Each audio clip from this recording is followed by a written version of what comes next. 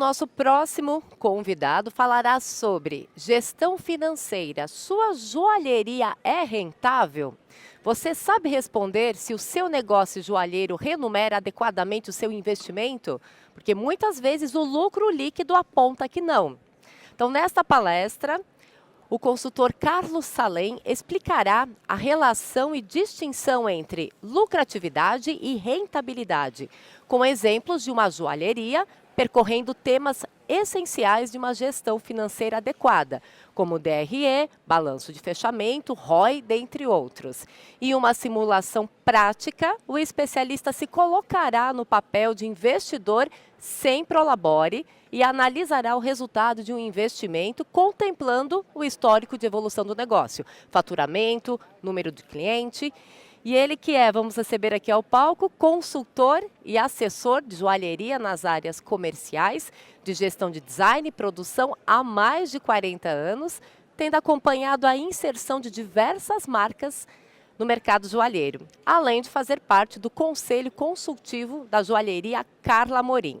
Ele é professor, ministrando cursos de joalheria e desenho desde 1984 e no seu ateliê e em entidades como Sebrae, Senac, Senai e associações comerciais. É autor de 4 livros didáticos, sendo um dos pioneiros a publicar a literatura sobre joalheria em língua portuguesa, com mais de 8.000 cópias vendidas. Então vamos receber agora neste palco, com uma salva de palmas, Carlos Salem. Seja muito bem-vindo.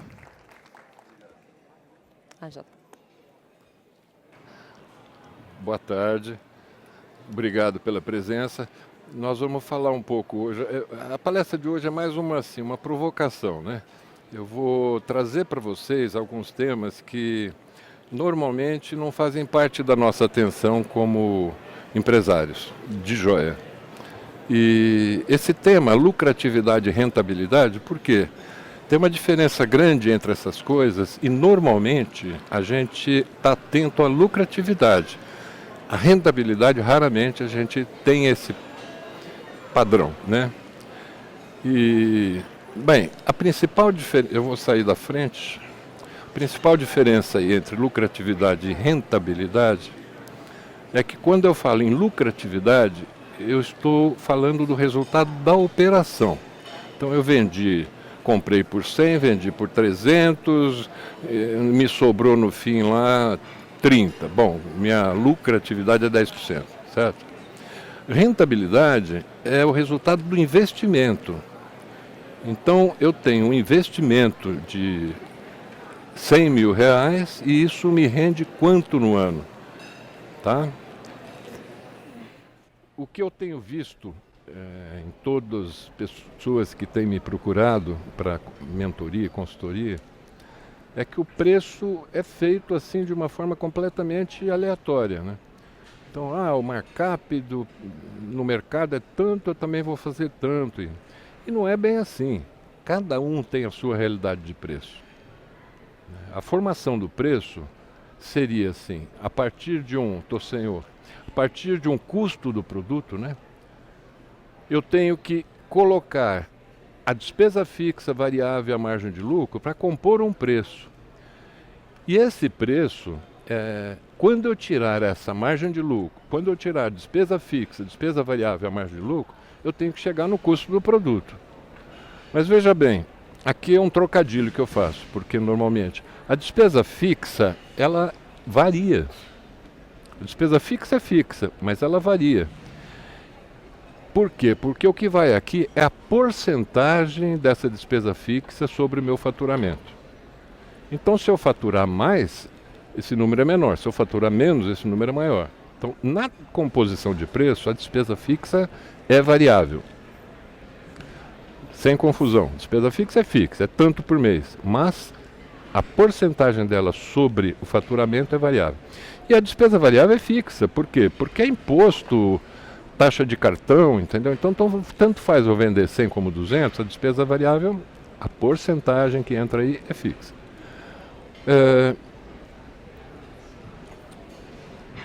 Nesse caso, despesa fixa, olha, despesa fixa 20 mil reais, faturamento 200 mil reais.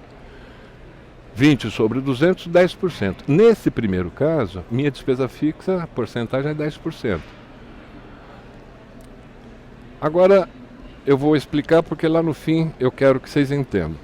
Não é uma palestra sobre preço, mas vou explicar. Veja bem, eu tenho que compor isso aqui de uma maneira que aquele preço lá, quando eu tirar 10% de despesa fixa, 12 de variável e 30 de margem, me sobre 100. Um erro, por incrível que pareça, comum que eu tenho visto, é assim. Bom, isso aqui dá 52%. Então eu multiplico isso por 1,52. Tudo errado. Quando você tirar esse 52% do preço, não vai chegar em 100, vai chegar abaixo de 100. Então eu tenho que pensar o seguinte, olha. 52%, né? O preço que eu vou pôr lá tem que... Os 48% que sobra tem que ser o 100, concorda? Eu tenho um preço, vou tirar 52%, sobra 48%. Esses 48% tem que ser o 100. Então como é que eu componho esse número? Eu divido 100 por 0,48 e chego naquele número. Vamos lá. Então o custo, a fórmula seria, do preço seria o custo dividido por 1 menos aquilo lá, aquele 52, que é a despesa fixa mais a variável mais a margem de lucro. Eu chego aqui então num número que 0,48, R$208. Ok, até aqui? Vou repetir rapidamente, olha. Eu tenho que tirar 10 mais 12 mais 30, são 52% do preço. Se eu tiro 52, sobra 48, para dar 100, né? Esses 48% do preço tem que ser o 100. Então eu divido o 100 por 48 e multiplico por 48. Eu dividi um número, o 100 por um número, multipliquei pelo mesmo número, tem que dar o 100, ok? Bem, cheguei num preço ali de R$208. Aí eu coloco, porque veja, hoje em dia assim, tem gente que trabalha com... por exemplo, você pode trabalhar com desconto. O que é esse desconto? Se a pessoa paga à vista, você dá 10% de desconto. Eu pus número redondo, né? Nem sempre é 10, tá? Então eu já ofereço um preço com esses 10. Porque, olha, não, mas eu quero pagar à vista, você me dá um desconto? Não, eu tiro 10%. É o desconto que você pode dar, pode ser 10, 15, 20, ok? Mesma conta, olha. O número que vem aqui, quando eu tirar 10%, tem que sobrar isso. Então o número que vem aqui, quando eu multiplicar por 0,90, tem que dar isso. Eu divido por 0,90, lá, com desconto. Então divido preço por 1 menos o desconto que eu quero dar. 1 é 100 em porcentagem, né? 1 menos 10, 90%. Então eu vou dividir por 0,9 e vou chegar num preço de 231. Então esse é o primeiro preço. E eu vou trabalhar com esse preço original mais adiante. Agora acontece o seguinte, olha. Na segunda aqui, minha despesa fixa aqui mudou. Por quê? Na verdade a despesa fixa é 20 mil, 20 mil, 20 mil, 20 mil. A despesa fixa não muda. Mas a porcentagem que eu vou pôr lá depende do meu faturamento. Então aqui, se eu faturei 100 ao invés de 200, ó, minha despesa fixa dobrou, foi para 20% aqui. Nesse caso, quando vai para 20% aqui, ó, o que aconteceu? Agora eu tenho aqui 62, aqui eu tinha 52, aqui eu tinha 62, sobra 38, não 48. Quando eu divido por 0,38, eu vou chegar nesse preço. E a mesma coisa aqui embaixo, caiu mais ainda o meu faturamento, então a porcentagem da despesa fixa aumentou mais, foi para 30. Quando eu entrar com 30... Quando eu entrar com 30 aqui, eu vou chegar em 357. Se eu ponho 10%, aquilo lá. Então isso só para mostrar assim que a lucratividade ela é relativa ao seu faturamento. Você só pode pensar na lucratividade que você quer depois que esse faturamento atingir um nível que a gente chama de ponto de equilíbrio. Mais para frente eu vou falar nisso, tá bom? Aí eu mudei a tabela aqui só para comparar o seguinte, olha. Minha despesa fixa está mudando, né? E eu não quero mexer no preço. É muito comum isso. A gente dá consultoria para as pessoas, né? E fala, puxa, olha, agora a gente fez as contas, você vai ter que aumentar o preço. Ah, não, mas não posso aumentar preço, porque senão o cliente... Puta, se você não quer aumentar preço, só tem uma saída. Porque é o seguinte, eu estou vendo que se você passou a trabalhar aqui, faturando 100 mil, a sua despesa fixa é 20, né? Só tem um jeito de você manter os 208. Concorda que aqui dentro, para eu manter esse 100, tem que sobrar 0,48? Ou seja, aqui dentro tem que ser 0,52? Para dar 0,52 aqui, eu tenho que tirar de algum lugar. Aumentei 10 aqui, aqui é fixo, não tem como eu tirar. O governo não vai gostar nem um pouco, certo? Só posso tirar da margem. Então só tem um jeito aí de eu não aumentar preço. Nesse caso, se meu faturamento cai, eu tenho que aumentar, diminuir minha margem. Aí, eu fiz outro exemplo. Então vamos lá. A mesma conta, né? 100, 52% dentro, 0,48, 208, 301. O ouro aumentou. O ouro, gente, final de 2019 estava em torno de 200. Em fevereiro, 220, né? Em outubro, 350. Certo? Foi um momento, lembra da pandemia, quem estava aí? E um desespero, né? Porque você não podia... Pegava até mal em termos de ética você ir atrás de cliente para vender. O pessoal, não, mas agora pega mal oferecer serviço. Você ia ainda aumentar o preço nessa proporção? Era impossível, né? Então vamos lá, olha. Esse primeiro aumento, pus de 220 para 350, o que aconteceu? Eu fiz uma conta assim, bem simples. Então a média, uma média de 10 mil peças que a gente fez, o valor do ouro é 50% do custo da peça. Então, se o ouro aumentou 60%, eu aumentei 30% no custo, certo? Só para fazer uma conta aí redonda. Em média 50, tá? Quando eu passo isso aqui para 130, eu vou dividir isso aqui por 0,48, não 100 mais. Eu chego em 271. Eu teria que levar o preço a esse ponto. Eu posso levar o preço para esse ponto? Mais um pulo, que quando eu fiz a conta estava 420, né? Hoje deve estar 450, nem sei quanto está hoje. Mas enfim, aumentou mais 11%. Eu joguei mais 11% aqui. Aumentou 22% e eu joguei a metade aqui, certo? Mais 11%. Então, esse é o preço que eu teria que ter. Hoje, eu teria que vender esse material a R$300. Não quero de jeito nenhum vender esse material a R$300. Não posso, não quero mexer no preço. Tá bom, então, para conta fechar, minha margem foi para 9 ao invés de 30, certo? Está todo mundo com problema de aumentar preço, que eu sei, né? Eu vou tentar dar alguma sugestão a respeito disso, por isso eu estou caminhando nesse sentido, tá? Então é isso, olha, essa relação eu precisava que vocês entendessem. Eu tenho uma relação aqui entre o custo, despesa, margem e preço.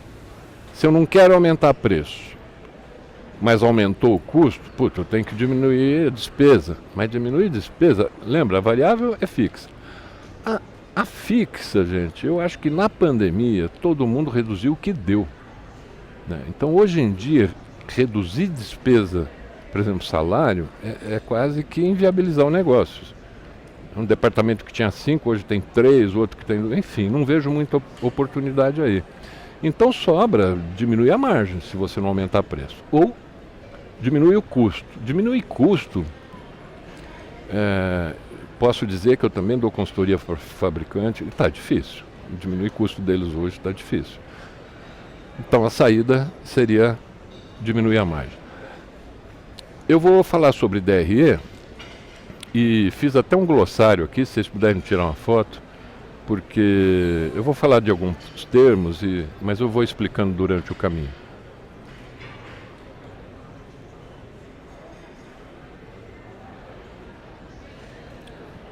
Ok?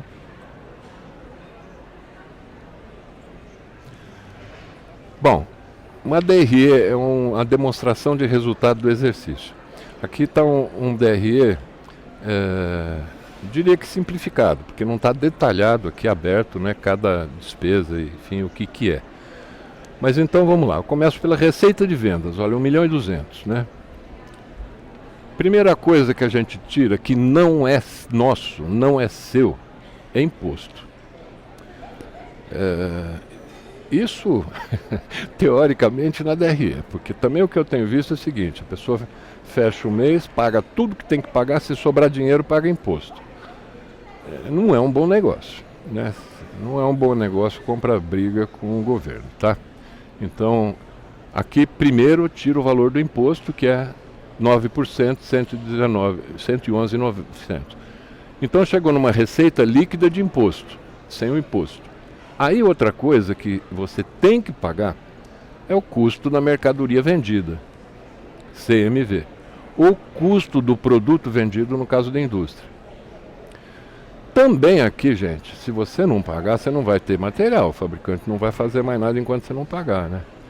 E eu até brinco com o seguinte, dizem que você... Tem vários ditos populares, né? Você só conhece o parceiro quando casa, né? Você só conhece realmente seu fabricante quando você deixa de pagar. Aí você vai saber quem ele é, né? Porque antes disso ele é todo simpático, todo bonzinho, certo? A gente chega então no que a gente chama de margem bruta. Margem bruta então é o faturamento menos o imposto menos o custo da mercadoria vendida. A margem bruta. Aí então a gente tira a despesa variável, que no caso diminuiu, por quê? Porque na outra lá eu estava pondo imposto mais comissão, etc. Certo? Aqui o imposto já está tirado lá. Quando eu tiro a despesa variável, eu chego no que a gente chama de margem de contribuição. Esse é o dinheiro que você vai ter para pagar o operacional do seu negócio. Esse número é muito importante. E não é o número, quando a gente fala em margem, a gente está falando de porcentagem. Este número, 37%, nesse caso é muito importante. Bem, aí tira-se a despesa fixa, nesse caso é 180.000. Isso é anual, né? Tá bom? Então nós estamos falando aqui de 15.000 por mês. Bem, a gente chega num número que é o EBITDA, que nós vamos falar dele daqui a pouco. Vamos pular para esse número aqui, ó. Fora isso, então fora esses 180, eu tenho 20.000 mais R$100. Ou seja, se eu pegar os 180 mais 20 mais 100, eu chego em 200.100. Tirando isso daqui, eu chego em 240. Então vamos lá. Minha margem, o meu resultado operacional é 240.000, que é o resultado líquido, é o que sobrou no fim do ano, certo? É o que realmente sobrou no fim do ano. Mas cadê esse dinheiro? Porque veja, eu cheguei no fim do ano e eu estou com caixa 150.000 negativo, ali está dando 240, né? Então aqui entra outro assunto, que é um curso que a gente vai dar em outubro sobre finanças, que é o fluxo de caixa. Tá? Concorda comigo que você provavelmente vendeu tudo isso parcelado em 8 vezes, em 10 vezes, né? Então o que você vendeu em novembro, você recebeu uma parcela em dezembro e tem 9 para o outro ano pendurada, né? O que vendeu em dezembro, você não recebeu nada em dezembro, você tem 10 pela frente pendurado. Então esse dinheiro não entrou no caixa ainda, né? Aqui está a diferença entre o que a gente chama de caixa e competência. Então competência é quando ocorreu a operação. Caixa é o dinheiro que realmente entra no caixa. E aqui não temos 240 em caixa, certo? Voltando à planilha, só para vocês entenderem por que eu falei que margem de contribuição é um número muito importante. E quando a gente calcula preço, que cada um tem a sua realidade, cada um tem sua despesa fixa, cada um tem sua despesa variável, você tem que conhecer a realidade dos seus números para poder formar esse preço corretamente. E quando eu tenho a margem de contribuição, se eu dividir a despesa fixa pela margem de contribuição, eu chego no meu ponto de equilíbrio. No caso aqui, olha, 200.100 dividido pelos 37%, por 0,37. Eu cheguei em 545.000. Percebe que com 545 de faturamento, olha, zerou aqui embaixo. Então aqui eu não tenho lucro nem prejuízo. Eu só vou começar a ter lucro depois disso. Então eu tenho que vender no mínimo isso para começar a ter lucro. Esse é outro número importantíssimo. Porque a partir desse número, né, você consegue planejar o seu negócio, colocar metas, enfim, saber quanto você tem que faturar para poder ganhar. Vou falar um pouco agora de rentabilidade. Então estava falando lucratividade, rentabilidade. Então vamos lá. Olha. Eu tenho um investimento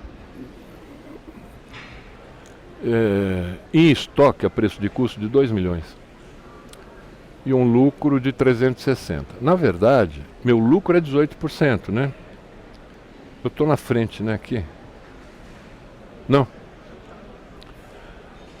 Meu lucro é 18%. Veja bem, se eu tivesse esse dinheiro aplicado aí em qualquer CBD da vida e tal, eu teria 12% ao ano.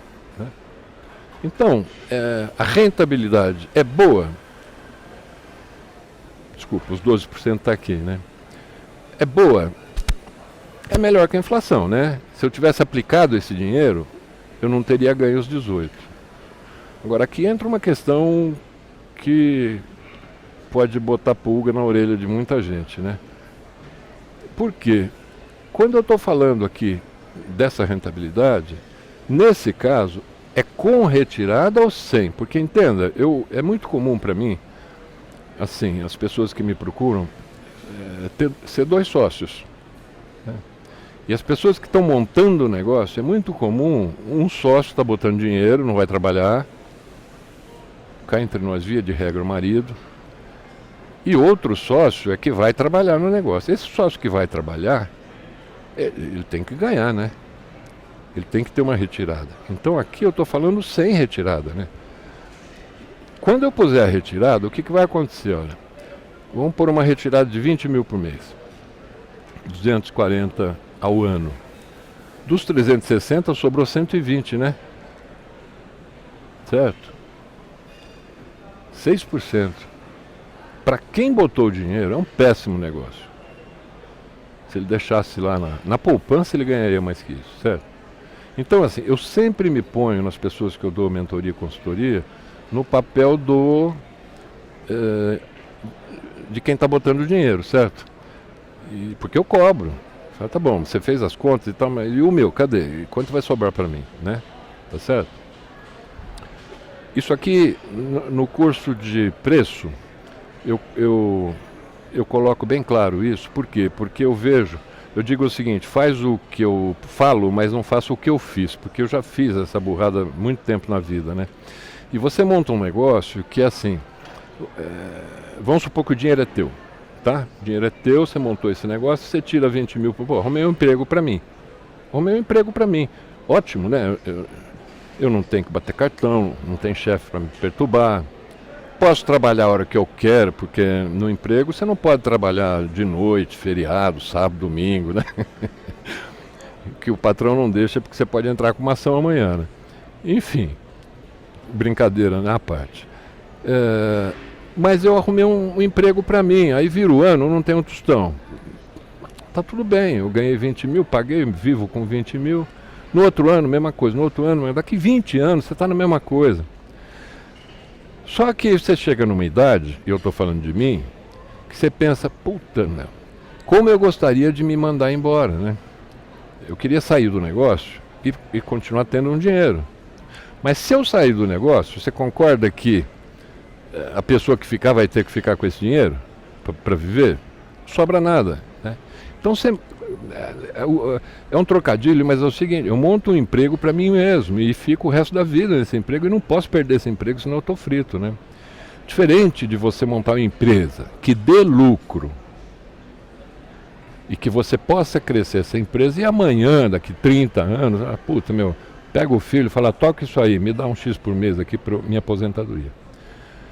Eu já falei isso de várias maneiras, eu achei assim que nessa questão de mostrar a possibilidade de você parar um dia fosse pegar mais vocês no entendimento do que eu quero dizer com isso, né? Não vale a pena você ter um emprego para você, você tem que montar um negócio, e o negócio tem que dar lucro, tá bom?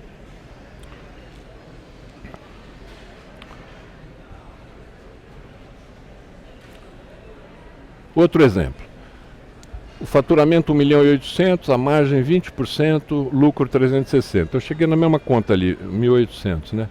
Agora aqui, olha, eu tenho um custo de 2 milhões, a preço de custo, meu estoque. Uma aplicação qualquer daria no mínimo 12% ao ano, daria 24 por mês. De 24 para 30, mesma conta anterior, né? Percebe que não vai sobrar quase nada nisso, né? Agora tem casos que são surpreendentes, né? Na pandemia teve muito isso. Eu vou dar um pulo aqui. Na pandemia teve muito isso. Eu tenho uma cliente que na pandemia, olha, ela foi minha aluna num curso de preço há uns 7 anos atrás. Depois eu fiz uma mentoria, que eu tenho uma mentoria rápida, que é 7 encontros, com ela há uns 5, 6 anos atrás. E ela já mexia, quando estava começando o Instagram, ela já vivia no Instagram, sabe? Eu nem sabia o que era isso. Eu lembro que acho que nesse curso mesmo alguém me corrigiu, porque eu falava Instagram. Não é Instagram, sabe? É Instagram, né? Puta, acordei, né? E ela já estava nesse mundo. É uma pessoa muito descolada no Instagram, muito descolada. E na pandemia ela explodiu, de uma hora para outra ela explodiu, né? Tanto que eu voltei a trabalhar com ela, a gente montou para ela, agora ela tem um financeiro, tem uma gerente de produção e tal, porque ela quase enlouqueceu com isso. Mas o que acontece? Isso aqui é um resultado muito próximo do que aconteceu com ela. Um investimento de 2 milhões, uma rentabilidade. Ela vendeu 3 milhões, no markup de 3, sobrou ali 1 milhão para ela. Ela teve 33% aí no caso de lucratividade, né? Percebe que a rentabilidade é diferente aqui, porque olha, ela tem 2 milhões e sobrou 1 milhão. Então a rentabilidade é 50%, certo? Estou falando da renda do que investiu. A lucratividade não, o que sobrou no caixa, ela vendeu 3 milhões e sobrou 1 milhão. Então a lucratividade é 33%. Agora eu vou dizer mais para vocês. Ela não investiu 1 milhão. Você quer saber? Ela não investiu acho que nem 200. Por quê? Uma pessoa corajosa, porque até então tem uns mindset. Quem é mais velho aqui? Acho que sem dúvida alguma eu sou o mais velho, pelo que eu estou vendo. Mas quem é mais velho aqui tem um mindset na cabeça de ourives, de joalheiro antigo, né? E que, assim, então, para mim também, eu tinha, né? Encomenda. Não, encomenda não funciona. Joia é compra por impulso. Se não tiver o produto, o cliente não compra, vai para casa pensar e não compra. Não, ela começou a vender por encomenda. Olha a vantagem. Você não tem estoque zero. Você recebe primeiro, produz e vai entregar 30 dias depois. Certo? Então o estoque dela era mínimo, né? O investimento, né? Outra coisa importante que ela fez, eu cito ela porque, assim, é um case que deu muito certo e é um caso que eu admiro, né, a postura dela. Outra coisa que ela fez é o seguinte, a maioria dos meus clientes tem um preço à vista, ou melhor, tem um preço. Se você vai pagar à vista, dá o desconto. Tanto que vocês viram que na minha formulinha lá eu já botei o desconto, né? É óbvio que quando você parcela em 10 vezes isso tem que estar no preço. Não, eu não acho certo. Acho que importante é botar meu cliente saber quanto está pagando. Então ela põe o preço à vista e o preço a prazo. Outra coisa que a gente fala, puta, isso não vai dar certo. Né? Então assim, algumas coisas a gente às vezes tem que também acompanhar as mudanças que estão acontecendo e se favorecer disso, né? Nesse caso aqui, olha, e aí vem o que eu pulei aqui, que é o retorno de investimento, né? Outra coisa importante de você saber no seu negócio. Quem está começando, sem dúvida, tem que fazer essas contas total. Quem já está há um tempo, também, a conta é um pouco diferente, mas também, eu preciso saber quanto vale a minha empresa hoje. Se eu fosse vender, quanto valeria isso? Certo? E que retorno eu tenho em cima disso? Porque veja, Outra conta é, bom, com o meu estoque, eu tenho um estoque de X, primeira conta é essa, um estoque de X, quanto me rende isso? Segunda conta, minha empresa hoje, se eu puder vender, vale X. Eu tenho uma lucratividade de tanto. Qual é a minha rentabilidade desse valor de empresa que eu tenho, né? Porque depois de um tempo, gente, eu vou montar um negócio. Eu não tenho nada, eu tenho um projeto. Depois de 4 anos, vamos citar esse exemplo que eu acabei de citar, ou outros, né? A Carla Morim, que está há 27 anos. Você concorda que a empresa não vale mais só aquilo que ela tem? Criou um nome, uma marca, a quantidade de clientes que se tem vale uma fortuna, só os clientes valem uma fortuna. Você pode vender só os clientes e faz. Quanto vale isso? E continua rentável? Continua valendo a pena a rentabilidade que eu tenho? Você tem que saber isso para saber se o teu negócio, que direção você dá para o seu negócio, né? Tá tudo bem? Continua do jeito que está ou devo mudar alguma coisa, né? Normalmente é o ativo total dividido, o lucro líquido, né, no caso lá 360, dividido pelo ativo total. Então não é só o estoque, né? Imobilizado, você tem um carro, enfim, gastou X na sua loja, computador, certo? Bem, nesse caso aqui, o ROI, ó, o que é? Eu investi 2 milhões, concorda que em 2 anos eu tenho esse dinheiro de volta? Né? 1 milhão por ano. Agora o investimento de 2 milhões, a rentabilidade de 18%, que lá atrás a gente tinha falado. Esse 18%, divide 100 por 18, dá 5, eu vou levar 5 anos e meio para retornar esse dinheiro, se eu investir. Tá bem? Isso quando não tem um sócio, né? Que é a pulga que eu ia pôr atrás da orelha. Porque concorda comigo, quando tem um sócio, eu vou ter que dividir esse dinheiro lá no fim. Então, eu botei o dinheiro. Aqui tudo bem. Metade, lucratividade, rentabilidade 50%, metade de 25%, tá ótimo. Eu como sócio, estou feliz. Ia ganhar 12, 13, certo? Agora, aí o ROI vira para 4 anos. Vai levar 4 anos para eu recuperar meus 2, porque eu vou ficar com 500 por ano. Agora lá, gente, 18%, se eu dividir 9% para cada sócio, putz, se eu tivesse deixado dinheiro na poupança, e mais, né? Sem correr risco nenhum, porque aqui eu corro risco de não dar certo, risco de ter algum problema, né? Vou levar 11 anos para recuperar o dinheiro.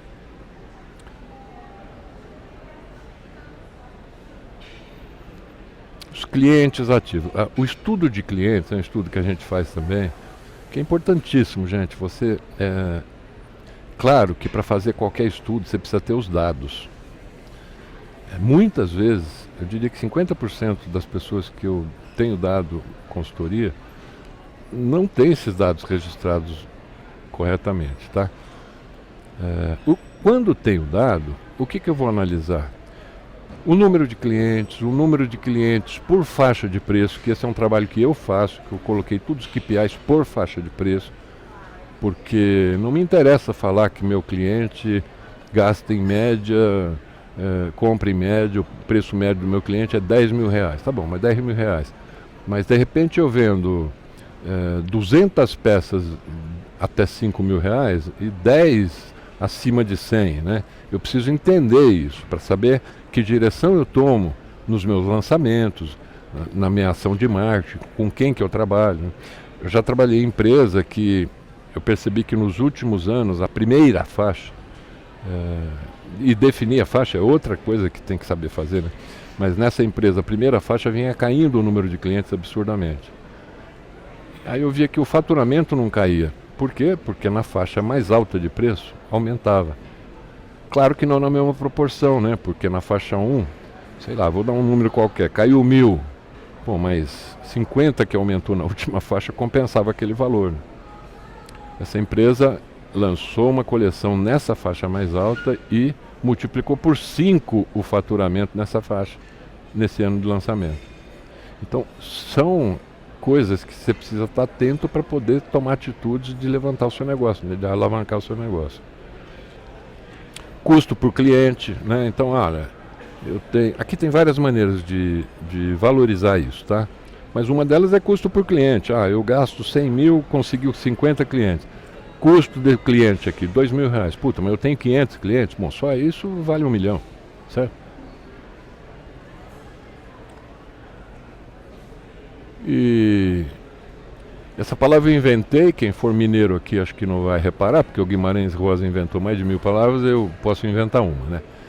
O assertividade com C de acerto não existe, né? Mas eu inventei, tá bom? É de acerto mesmo. Então, assertividade e melhor desempenho de venda. O que é? A qualificação de estoque. A qualificação do estoque é um trabalho que a gente tem feito já há alguns anos.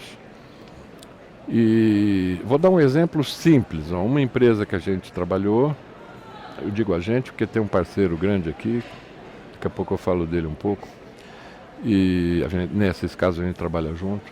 E uma empresa que a gente trabalhou, a gente reduziu o estoque em 50%, fazendo uma análise desse estoque, do que não vendia, do que vendia, das faixas de preço, do público-alvo,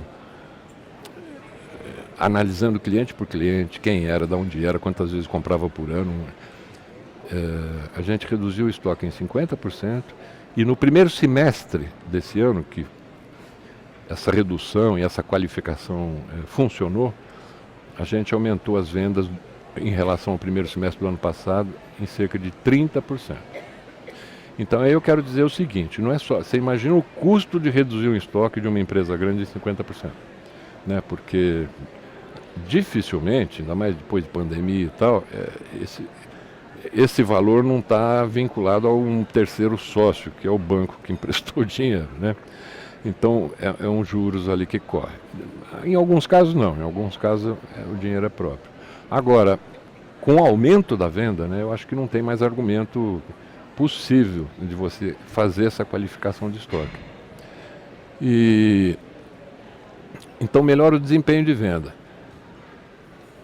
Aqui eu vou falar um pouco do custo da mercadoria vendida, porque é um assunto que eu acho que, batendo em todo mundo, o metal aumentou para R$ 430, né? E aí eu ponho aqui, acho que a imagem fala mais do que tudo, porque um leva um susto, fala, credo, e pronto, fica paralisado, né? Outro, opa, peraí, será que eu consigo fazer limonada aqui desse limão, né? O que dá para eu tirar de proveito disso, certo?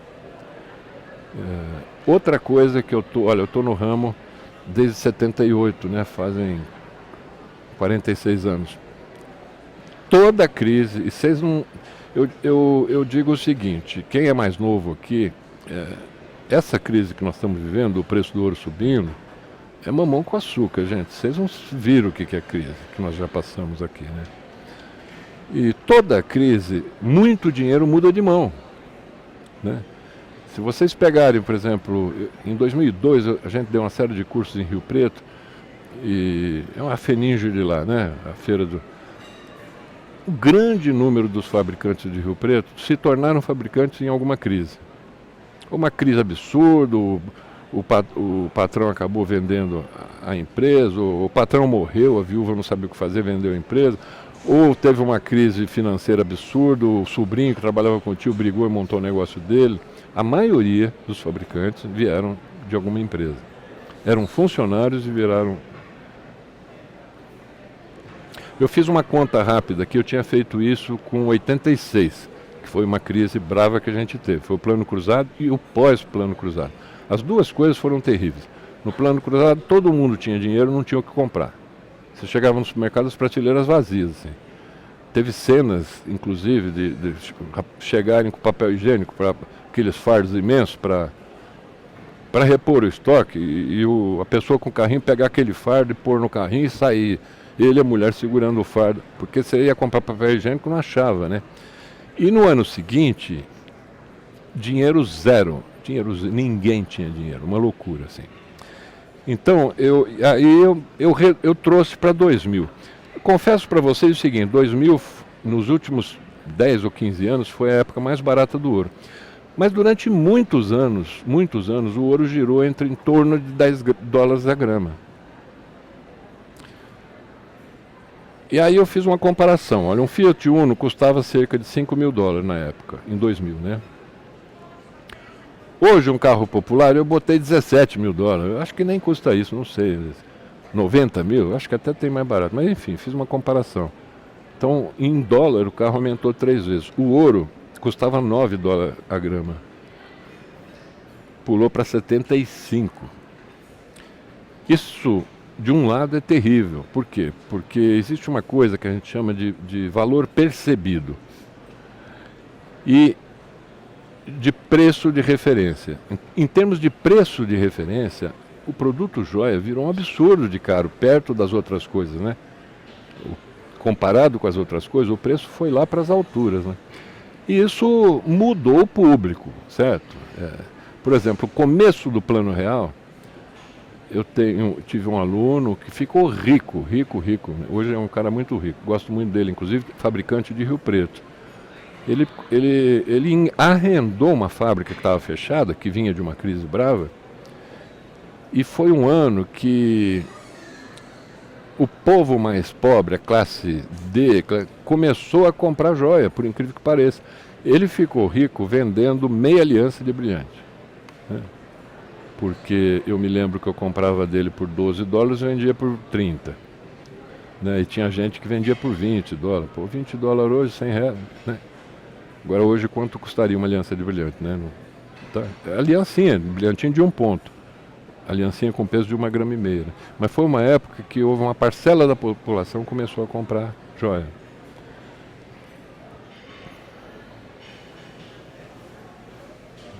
Ixi, eu estou voltando para trás, desculpa. Bom, eu vou dar uma sugestão para vocês. Quem tem estoque, vai pensar o seguinte: olha, o ouro que você tem no estoque, você não pagou R$350 nele, certo? Então, se você tiver um registro razoável, você consegue pegar o que tem no estoque, é diferente do que você comprou, né? Porque o que comprou, todo mundo tem, agora o que tem no estoque, você vai pegar qual o ouro que você tem no estoque, quanto custou cada grama de ouro desse, e no fim você tem uma soma do peso, do valor do ouro que você tem no estoque. Então aqui no caso eu tenho 1,8 kg e me custou, um resumo total, né? Só para vocês entenderem. Eu somei o que eu tenho de peso de ouro no estoque, quanto custou isso. Quando eu divido um pelo outro, eu tenho o que a gente chama de ouro médio. Então o ouro médio do meu estoque, nesse caso, é R$280. Quando eu falo em rentabilidade, eu vou olhar para esse número, certo? Por quê? Porque eu tenho, em princípio, eu enfiei R$504 mil no negócio, certo? No estoque. E aí nós vamos para o seguinte, ó. Eu fiz uma conta bem simples aqui, também tudo simplificado para vocês entenderem. Eu tenho uma peça de 10 gramas. Eu coloquei um índice médio aí de 1,20. Tem fabricante que vai brigar comigo. Eu inventei um índice, né? Podia pôr um 50, podia pôr um índice de 1,20. Então 10 vezes 1,20, essa peça me custa 12 gramas, certo? Com ouro a 430, que estava o dia que eu fiz essa conta, essa peça vai me custar 5.160. Ok até aí? Se eu usar meu ouro médio para fazer essa peça, eu já coloquei uma margem ali de purificação, né, que você vai perder aí com margem alta, você não chega a perder 5% nisso. Mas eu levei o preço para 294. Se eu calcular essas mesmas 12 gramas a 294, eu chego em 3.528. É uma diferença de custo absurda, né?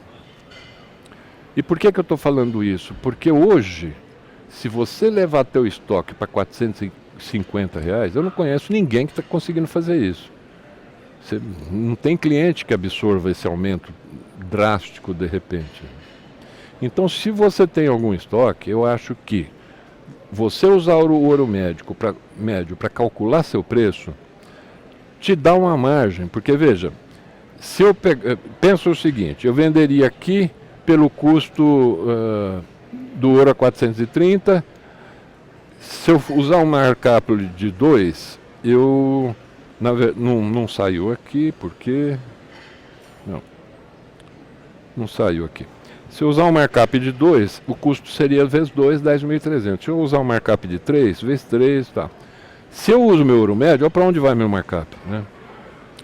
Então, assim, eu não preciso estar nem lá nem aqui. Mas, percebe a margem grande que você tem aí para tentar administrar o seu negócio, até ver como é que vai ficar esse ouro, como é que vai. Eu falo isso há anos e eu dei curso no Rio, em Belo Horizonte e tal, e nos cursos lá, geralmente vem muito filho do joalheiro, às vezes casal de filhos do mais velho, né? E aí quando eu mostro isso, o cara fala, poxa, você precisa falar isso pro meu pai, né? Eu não sou louco, fala você. Porque você vai falar isso para um joalheiro mais velho, ele é um mindset assim que ele não aceita de jeito nenhum. Na cabeça dele, o estoque é o cofrinho dele, em ouro, né? Então ele não vai abrir mão, se ele tem 2 kg de ouro, ele vai continuar com 2 kg de ouro e pronto. E não. É correto isso? Bom, pode ser, mas percebe que quando eu falo em rentabilidade, essa conta pode ajudar muito em situações como essa, ajudou muito na pandemia. Ajudou muito na pandemia. Em vez de aumentar de 200 para 350, a gente deu um aumentinho lá de 10% para segurar a onda e conseguiu trabalhar com ouro médio.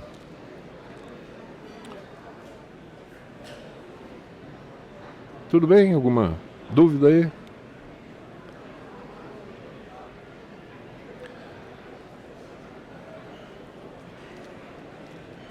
Bom, vamos lá. A mesma conta lá de trás, né? Que eu tenho 52 aqui, tem que sobrar 48 e tal. Esses preços 208. Com aquele ouro médio meu lá, se eu consigo trabalhar 204. Então não vou trabalhar com 204. Por quê? Tem uma coisa aí que eu não falei, né? Eu vou perder a mão de obra. A mão de obra costuma ser de 15%. Se você botar 15%, você vai chegar aqui nos 280, 270. Bem diferente dos 300 e tanto que a gente estava lá, tá bom? Assertividade do estoque. Aqui só para vocês, para dar um número que eu pesquisei também. Quando a gente fala no EBITDA que estava lá, o que acontece? Espera um pouquinho, eu acho que está em seguida aqui. Quando eu chego no EBITDA, o que é o EBITDA, né? EBITDA assim, olha, eu fui tirando aqui. Faturamento, eu tirei o imposto, tirei o custo da mercadoria vendida, tirei despesas variáveis, cheguei na margem de contribuição, né? E aí eu tiro a despesa fixa e chego num número que é o EBITDA. Que algumas despesas não entram aqui, tá?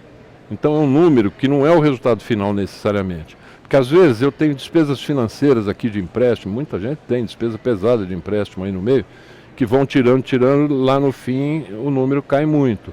Mas não entra essa conta no EBITDA. Quer dizer, seria quase assim, qual a capacidade da sua empresa de gerar receita, né? E aí, normalmente, essa é uma das maneiras, a principal, mais usada de cara assim, para valorizar a sua empresa. E aí multiplica-se esse EBITDA por um número. E esse número costuma ser algo assim, um negócio pequeno, de 5 a 8, ou seja, eu vou te dar, se você fatura lá 300 mil por ano, eu vou te dar 1,5 milhão, ou seja, durante 5 anos você tem aquele faturamento lá para ficar em paz e montar outro negócio, certo? Ou eu vou entender o seguinte, né, que também, que eu vou pagar um valor que, em princípio, eu vou levar 5 anos para receber. Depende muito da situação da empresa, não é? Pode ser uma empresa pequena que tem um número muito grande de clientes. Quando eu falo em número de clientes e coisa, é uma coisa que vai interferir se esse EBITDA é de 5, de 8. Em alguns negócios é de 8 a 10, né? Joalherias grandes vai girar por aí acima de 10. E o alto luxo, né, se fala de 10 a 15 vezes o EBITDA. Então daí a importância de você ter uma DRE, tá bom? Então vamos lá, com esse EBITDA em 5 anos eu pago, né? Ou em 8 anos, depende da situação. Então aqui está valorizada a empresa. Por que isso também? Porque daqui eu tenho, tá bom, minha empresa vale 2 milhões. ela me rende tanto por ano, está valendo a pena? E se alguém quiser comprar, será que não é melhor vender? Okay? Bom, só queria falar mais uma coisa de qualificação de estoque, porque assim, a gente fez um trabalho há pouco tempo, eu e o Carlos Santos. Carlos Santos está há 22 anos na Carla Amorim, é o diretor da contabilidade, do financeiro e tal, e a gente virou uma parceria muito incrível aí. Não só lá, mas fora de lá. Tá? O curso de finanças que a gente vai dar em outubro vai ser uma parceria entre nós dois, tá? Pelo IBGM online.